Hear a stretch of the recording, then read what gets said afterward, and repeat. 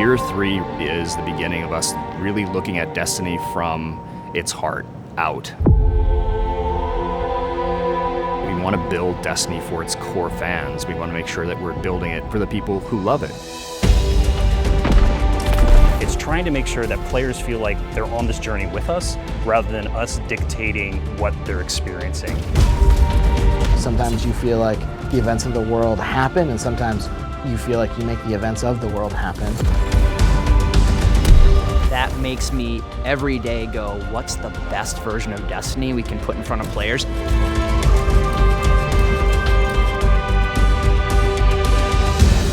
The real thing I think we're doing this year is telling our players where we're going. Like, we're saying, hey, we're back. This is the 5-year vision for the game.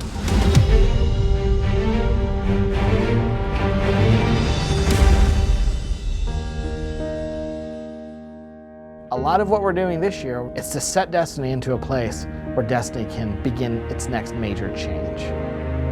What we want to construct is a world where players feel like their actions, whether personal or as an overall global community, are moving the universe forward in some meaningful way.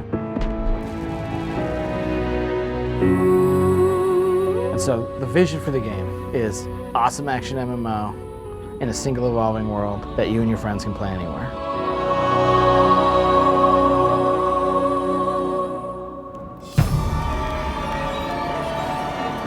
Shadowkeep is this first step to where we want to get to. Eris is going to make a discovery, and the discovery she makes is really important to where Destiny's going. Before us lies a dark remnant of their existence. Players are going to be called back to the moon, a place that they're very familiar with if they were players in Destiny 1, but they're going to find that it's been changed. And part of the game is understanding what changed it, and what has Eris discovered here. And what does it mean for the world, not just in the context of right now, but what does it mean for the game in March, and what does it mean for the game a year out? You're all insufferable! Save your torment for someone who gives a damn! You're gonna discover that you're plagued by these nightmares. Nightmares are manifestations of trauma of guardians who have come back to the moon. They even go further and become enemies that are from the past, that are now real again. Shadowkeep is not just a destination with a new set of missions on it. Shadowkeep is a transition for the entire solar system of how you play the entire game.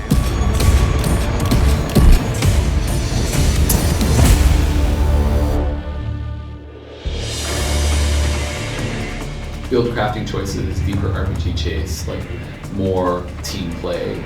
One of the first things we set out to do with Shadowkeep was deepen the character sheet. He was implementing some of the feedback he got from Sheik. That led to all the changes that we made to Armor. Armor 2.0 is really all about making every slot on your character sheet have an impact. Stats are back, there's like more stats than ever. We overhauled the mod economy.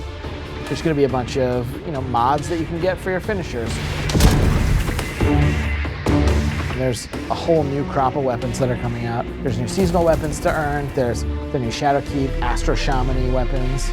Kind of like old school, magic-y, like imbued with dark power sort of feel to it. You're fending for yourself. Eris is not trying to protect you. So the weapons just like, they're guiding you through the experience and they're telling you when the nightmares are around.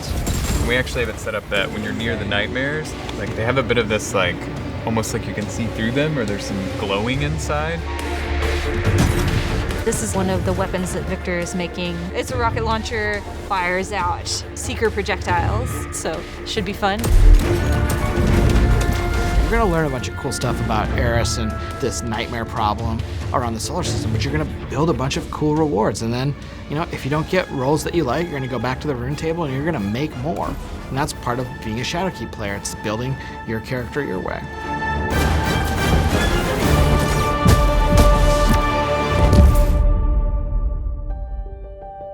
Try to separate that sort of ramp up cinematic story climax speed movement from the. Each year we have an expansion set that comes out like Shadowkeep, and we're gonna have 4 follow-on seasons. And the expansions themselves are meant to be an anchor that is gonna set that arc in a place. That growth, evolution, change, that's the stuff that manifests in the seasons. So we evolved the season pass. one of the biggest changes from the seasonal model you'll see from the annual pass is that we're focusing a lot more on how the seasons actually connect to one another. We want to make sure we're actually threading a narrative that players can follow, starting in Shadowkeep. We're going to start telling one continuous story. You want it to be meaningful. You want to understand, like, why was I sent there? We're actually trying to set up this concept of the season being something that occurs, and you want to be there and you want to experience it. The players are moving the world forward. They're making an impact. They're leaving that resonance in the world itself. How can Guardians actually come together and do something that unlocks rewards, pursuits, new experiences for everyone? We want a universe that's dynamic and changing. It's a universe where you can have memories. You can say things like, I was there when.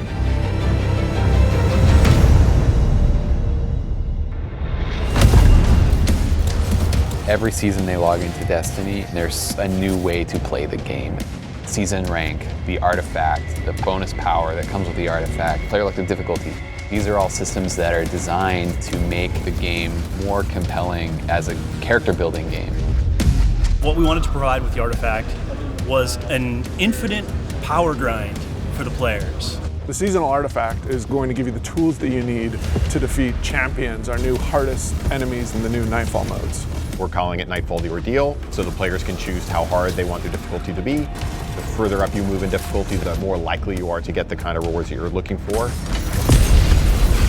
The end game now is about powering up your artifact to get more powerful beyond your gear, so you get to the hardest challenges. The hardest level of the Nightfall, or you're trying to hit the hardest raid challenge, or the dungeon.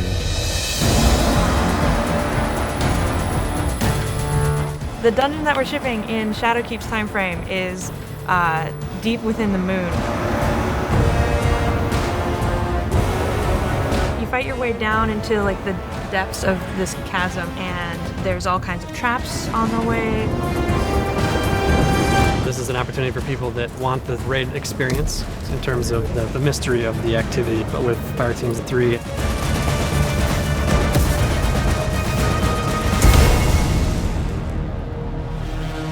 Charging you up, Lars. Get in there. We're thinking a lot about how we lay the foundations for a healthier PvP game. We're really committed starting in year 3 to have a renewed focus all through the year on PvP. That's going to be bringing back Destiny 1 maps. It's going to be bringing elimination into Crucible Labs. We're doing this really cool thing where we have 4 different iterations. Try them out week to week on the new maps and get feedback. We want seasons to be relevant for everyone. We want it to feel like everybody has something new to do and feel like they're all doing it together. We're here to build something that lives.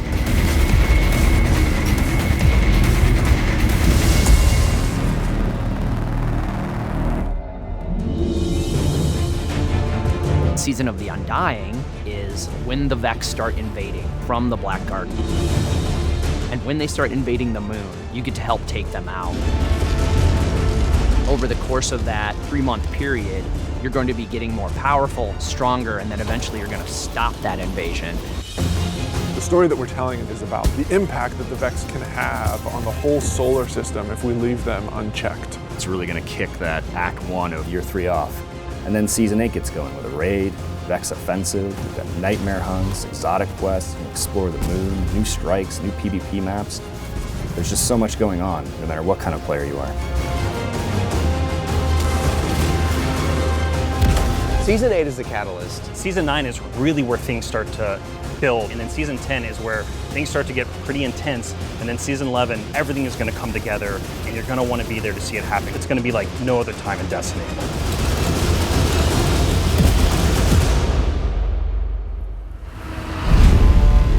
Single evolving world is one of the biggest changes that we're going to make over time to Destiny.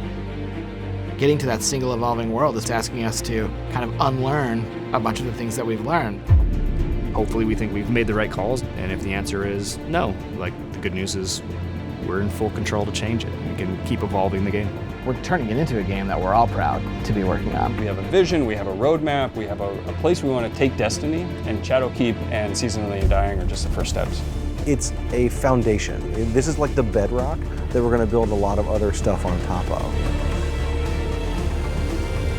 Forsaken broke a bunch of the bones that we had set, with Destiny 2. What we've been able to do this year is reset them. Are we done? No, not even close.